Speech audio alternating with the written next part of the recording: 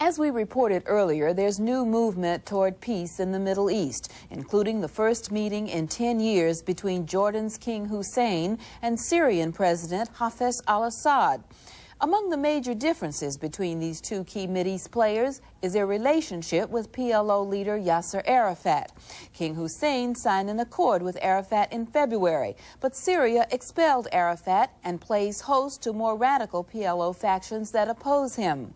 Who proves to be the more powerful force may determine the fate of Arafat, now fighting once again for his political life, as we see in this report by the BBC's Gavin Hewitt. These strips of plastic are homes of Palestinians. They have lived this way for nearly 40 years, either as refugees under Israeli rule or scattered throughout the Arab world. They are at the very heart of the Middle East problem. It is their tragedy which gave birth to the PLO.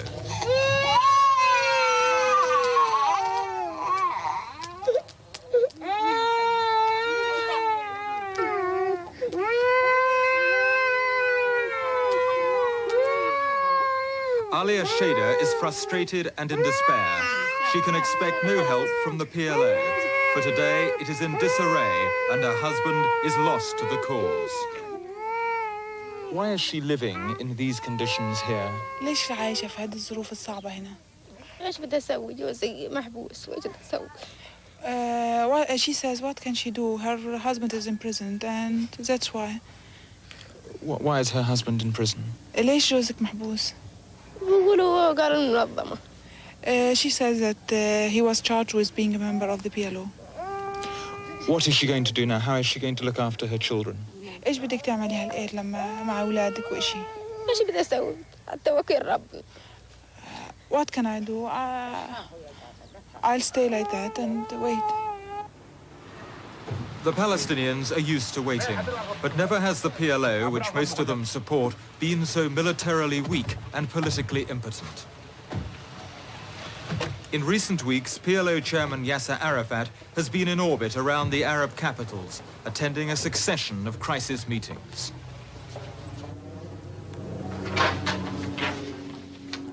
For Arafat personally, it's been a year of setbacks. His denials over terrorism have been unconvincing, and the West has, for the moment, shut him out of the peace process.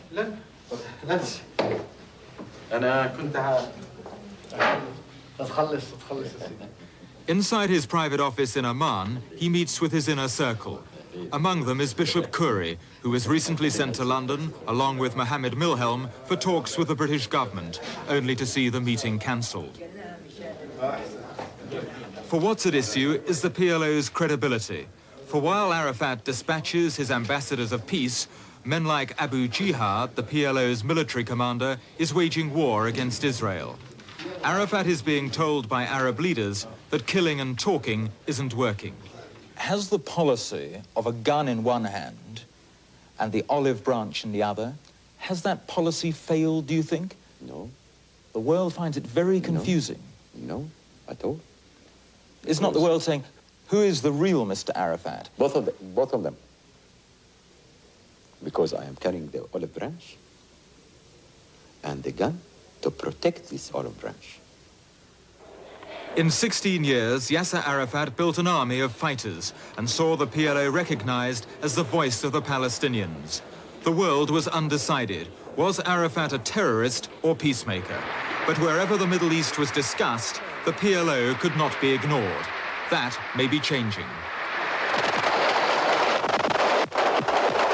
The PLO's present troubles can be traced back to 1982, when the Israelis drove them from Beirut. Their departure was triumphant. The might of the Israeli army had been resisted for 86 days. In retrospect, it marked the collapse of the PLO as a military force. Mr. Chairman, since Beirut, you have effectively been on the run. Your fighters have moved from here to there. Has that not been Israel's success, that they are effectively denying you a base anywhere? It is you who... It is true that we lost our base in Beirut, but they lost the war. But you've been moved further and further away from Israel. Never mind. But it's important, isn't it? Not to forget It is a part of our struggle. It's not a picnic. In fact, it was a disaster, for after Beirut and later Tripoli, the PLO was dispersed to the four corners of the Arab world. Tunisia, 1,500 miles from Israel, became their new headquarters. Most of the 5,000 fighters were sent to desert camps in Algeria, Iraq, North and South Yemen, and Sudan. They were now further away than ever from the Palestinians living under Israeli occupation, the very people they were supposed to be liberating. Since 1967, 800,000 Palestinians on the West Bank have lived under Israeli rule, and in the Gaza Strip, there are over 500,000 more. With the PLO in crisis, there is a new sense of hopelessness.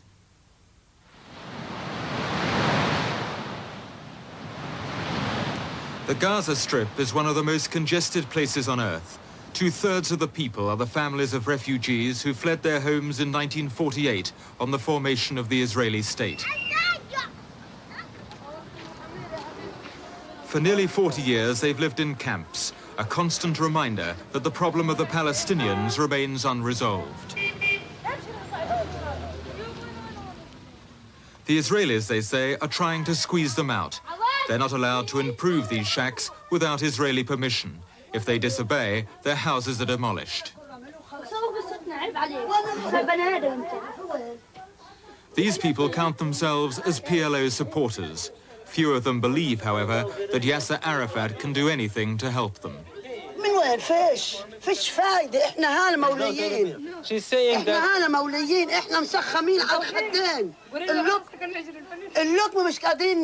she's saying that we don't have food to eat. How to get hope for peace? If we don't have food to eat, we don't have anything to live. So we couldn't find any hope from any solution coming from outside. What's your answer to a woman who's perhaps in a refugee camp and says, "Where is Mr. Arafat today? My land is being taken from me." How do you answer her? I am also a refugee. When I became the president, the chairman of the PLO, all my country was under occupation. So I am suffering like this woman.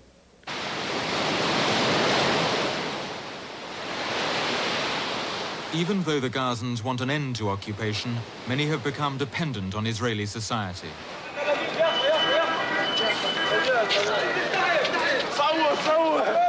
At 4 o'clock each morning, the Gaza Strip is awake. 60,000 people, a tenth of the Strip's entire population, form a daily exodus.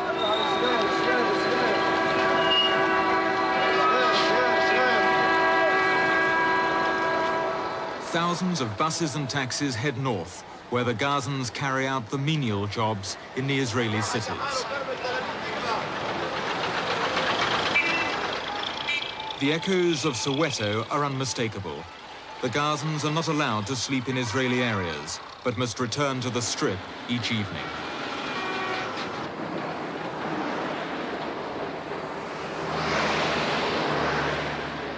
The Gazans believe that their dependence on the Israeli economy is growing as their own industries go further into decline. The Palestinians can expect little help from abroad. The nearby Jordanian capital of Amman is cluttered with PLO offices, but the PLO fighters are stuck in remote camps elsewhere. It was to counter the claim they were pursuing peace out of weakness that the PLO decided to step up its attacks against Israel.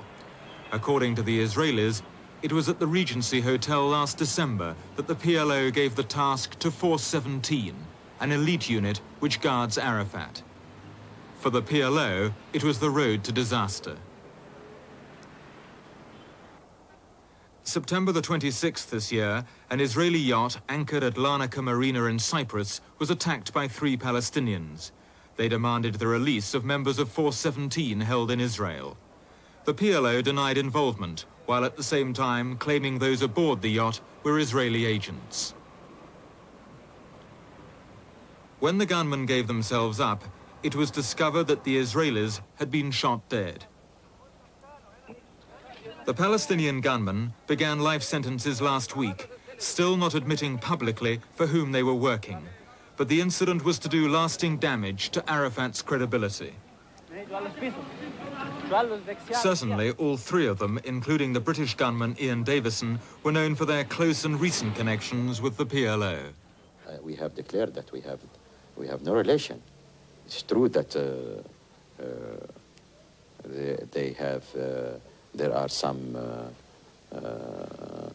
news about that they were working in the PLO, but actually, the PLO is not behind it. You were saying they were working in the PLO? They were.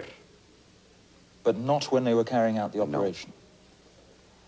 The Israelis say, how is it possible for an operation like that to be launched without your approval? Oh, I have to ask Mr. Reagan himself that can he control all the Americans? He was in some time a target for one of these extremists to kill him. John Kennedy had been killed by other extremists. The hijacking of the liner, the Achille Lauro, was harder to disown. It was taken by a PLO splinter group. When the gunman surrendered, after Arafat's personal intervention, the episode appeared one of farce. The group's leader and Arafat associate was Abu Abbas, who said the real target had been an Israeli port.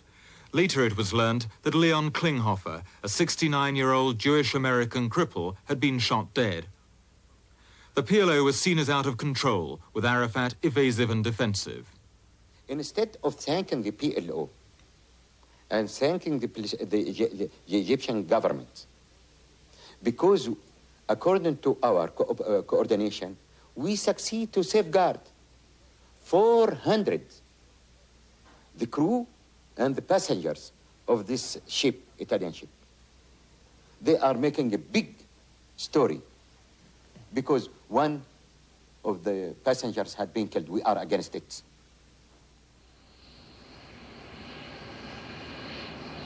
The PLO had played into Israel's hands.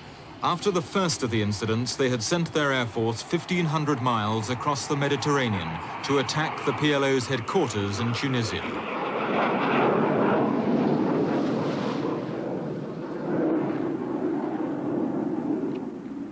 The PLO complex was destroyed.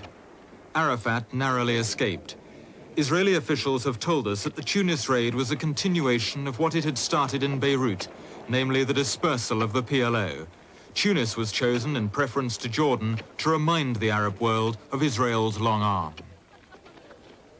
I would describe it as a part of a continuous effort to hit the sources of terrorist activity as a way to inflict upon them physical and organizational damage, as a way to show and prove that we will be ready to act against them wherever they are situated.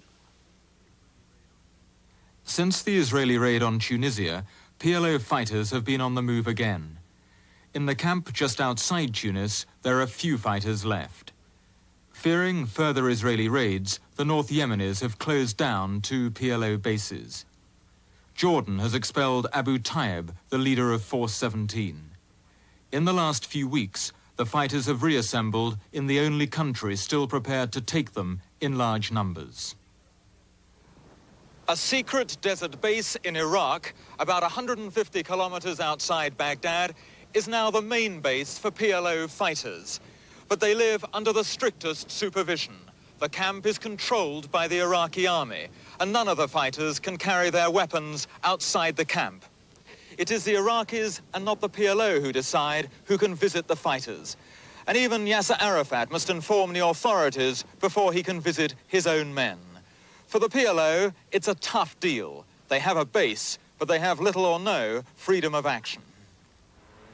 In Baghdad, the Iraqi authorities vetoed our visit to the PLO base, even though Arafat himself had invited us.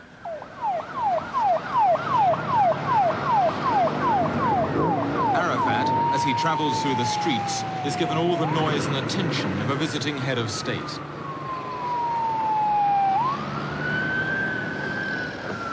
But after the Achille Lauro affair, his international standing is at its lowest ebb. He failed to address the United Nations. His representatives failed to meet the British government. The Americans counted him out of the peace process, and moderate Arab leaders were seen to be losing patience with him. This was the year, said one Arab sympathizer, when Arafat's ambiguities came home to haunt him. As Arafat disappeared inside, security men ordered us to leave. As we were being escorted away, Abu Abbas arrived, the man wanted by both the Americans and the Italians for his part in the Achille Lauro affair. It was the first positive confirmation that Abbas was not only in Baghdad, but retained his position in the PLO. Later, we were given a rare invitation to attend a PLO executive meeting, Abu Abbas discreetly absent. The PLO is at a crossroads. Men like Abu Iyad, the PLO's intelligence chief, knows its military options are few. All attacks against Israel this year have failed. Others know that the PLO's political options have also narrowed. Moderate Arab leaders are telling Arafat to put away the gun and recognize Israel. If he can't control the PLO, then why should anyone bother talking with him? For Arafat, it poses a dilemma. Close lieutenants like Abu Jihad, his military commander, have warned him that if he compromises too far, then the PLO might disintegrate further, with the fighters even harder to control. Even so, a few weeks ago, came the first sign of change. Yasser Arafat, with President Mubarak beside him, signed the Cairo Declaration. From now on, PLO attacks would be limited to territories under Israeli occupation. Fighters who disobeyed would be punished. But almost at once there was confusion. Arafat made it clear to us that Israel itself remained a target. Can you explain, what does the Cairo Declaration mean as regards the armed struggle? Where do you think it is legitimate to carry the armed struggle out? Inside our occupied territories. And in Israel itself? I'm speaking about Palestinian territories. And that, to your way of thinking, includes Israel? I'm speaking about Palestinian territories. It is clear and obvious.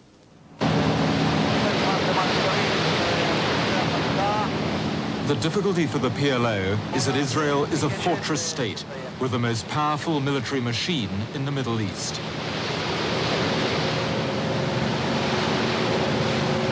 The PLO's job of breaching Israel's defenses has never been harder. Israel's land borders are sealed as completely as its coast. Each day, Israeli patrols examine the freshly raked ground for footprints, which would indicate the border fence had been crossed.